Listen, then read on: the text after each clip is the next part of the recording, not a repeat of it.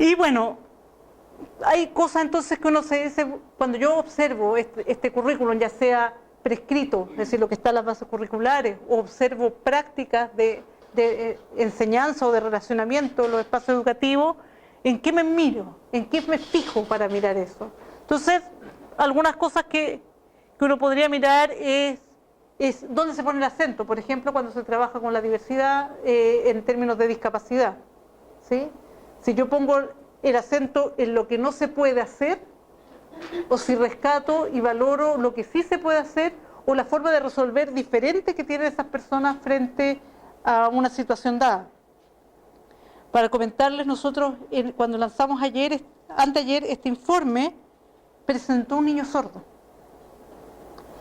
Él fue el presentador, entre otros niños, y dimos vuelta la relación de lo que nosotros hacemos como inclusión, que nosotros siempre en el instituto, como gesto político, ponemos a un traductor de señas en nuestros actos.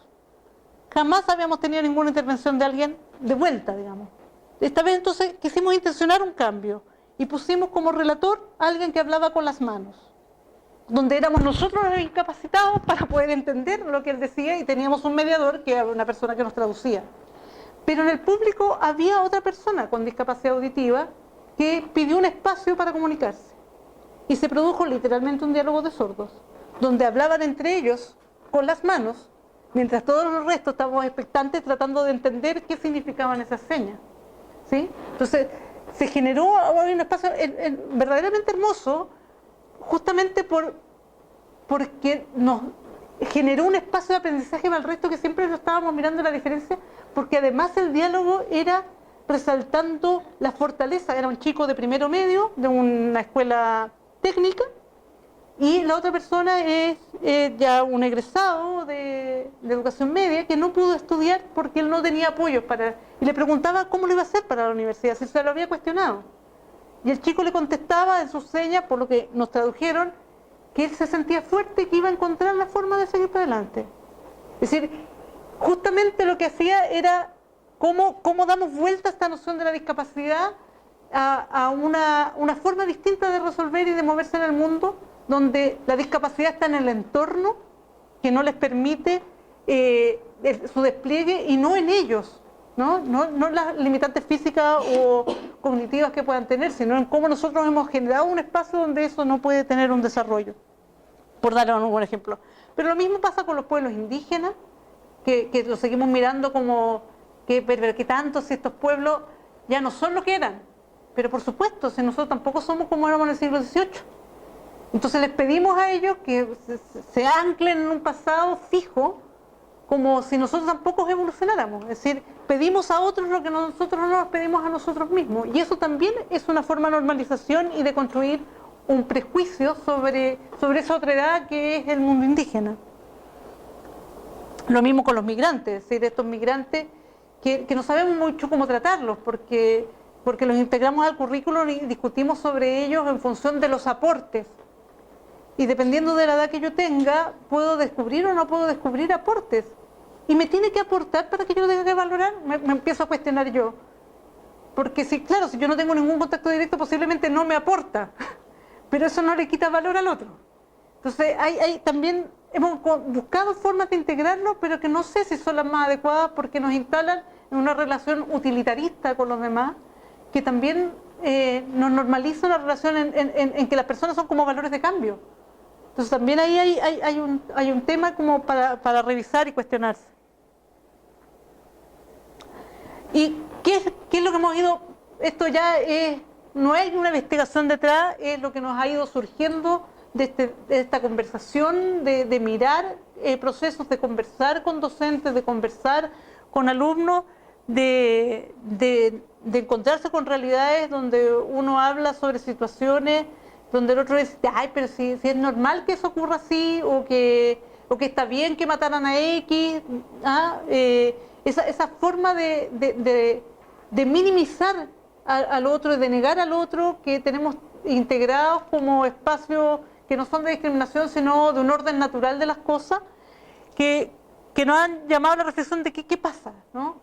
De que hay un proceso que ocurre de manera consciente e inconsciente, sistemática y cotidianamente que nos va construyendo categorías, que obviamente las requerimos para podernos mover en el mundo. El punto es que estas categorías son tan etiquetizantes que no permiten descubrir que eso no es tan así para todos. Ninguno de nosotros tampoco cabemos en ninguna etiqueta al 100%, pero nos movemos porque necesitamos esta certeza y nos movemos desde ahí. El punto cuando estas etiquetas nos empiezan a aprisionar y permiten que nosotros ya no demos un trato igual en derechos a todos, sino que empezamos a generar diferencias, discriminaciones, y que luego son integradas como válidas. Y están integradas como válidas no solo porque hay un discurso detrás, sino hay una práctica que lo ha reafirmado como correcto. Es decir, si yo veo en una escuela actos de discriminación, como asistente de la educación, como orientador, como psicólogo o como pedagogo, y miro para el lado y dejo que los niños se tienen que aprender a resolver solos, ¿no? Y dejamos que pasen las burlas, las discriminaciones, los maltratos. En definitiva, lo que estamos haciendo es dar una señal de que eso está bien. De la misma forma que cuando los chicos se atreven a romper esa rutina, que a encarar situaciones que han sido naturalizadas para ponerlas en cuestión y no hay nadie que las reafirme, también damos una señal de que parece que eso no importa. Entonces ahí hay un espacio en el mundo educativo que es difícil mirar desde lo prescriptivo, ¿no? Que se juega en ese día a día que va permitiendo reproducir en definitiva esta normalidad que en definitiva son formas también de discriminación. Y bueno, el camino para desnaturalizar esas situaciones es cuestionar. Es decir, sin cuestionamiento es imposible generar una pedagogía o una práctica o un aprendizaje que permita pensar que las cosas pueden ser de un modo distinto o cuestionarse si es legítimo que las cosas estén organizadas de cierta manera. Y hay también una estructura, que no solo pasa acá, pasa en el mundo entero, de decir, bueno, pero que es su cultura y hay que respetarla. Pero las culturas también son trampas. Yo como antropóloga me ha tocado con los relativismos escuchar muchos discursos que permiten avalar cualquier cosa porque es parte de la cultura. Pero la cultura también es una trampa porque la cultura es la primera forma de naturalización de conducta en una sociedad. Por lo tanto, si la cultura de cierta comunidad X permite el maltrato infantil, ¿está bien el maltrato infantil? ¿O la castración genital femenina o masculina? Es decir, hay cosas que son tan evidentes que nos parecen claras y que uno dice, no, pues no es válido. Pero hay otras millones de cosas que pasan en el ámbito de la cultura que también se juegan y se estructuran en ese lado, en ese espacio de normalidad, de aceptación, que los valoramos y los validamos desde la cultura, la religión o la ideología, que no nos permiten mirar más allá y nos permiten avalar muchas cosas que son en definitiva injustificables. Por lo tanto, aquí el paso es poder descubrir eso, poner en cuestión, descubrir dónde uno está situado y dónde están situados los otros y cuáles son las alternativas, para luego desde ahí poder construir una pedagogía que más bien oriente hacia un cambio sobre esa situación y no hacia una reproducción de esas situaciones. Y ya volviendo a lo estrictamente del estudio, de lo que nosotros hacemos en el currículum, el conjunto de instrumentos de observaciones, de declaraciones, convenciones sobre derechos humanos, mirando lo que nos han dicho a nosotros directamente como país Chile, no solo general, sino a usted, Estado de Chile, le recomendamos que haga X. En términos de derechos humanos hay un conjunto de elementos que están resumidos en esta tabla, yo les puedo dejar la presentación, la podemos ver después, que habla sobre conceptos básicos, sobre algunos elementos de institucionalidad, sobre algunos tratados que es necesario conocer, entre los cuales está, por ejemplo, la Convención para la Eliminación de la Discriminación Racial, ¿sí?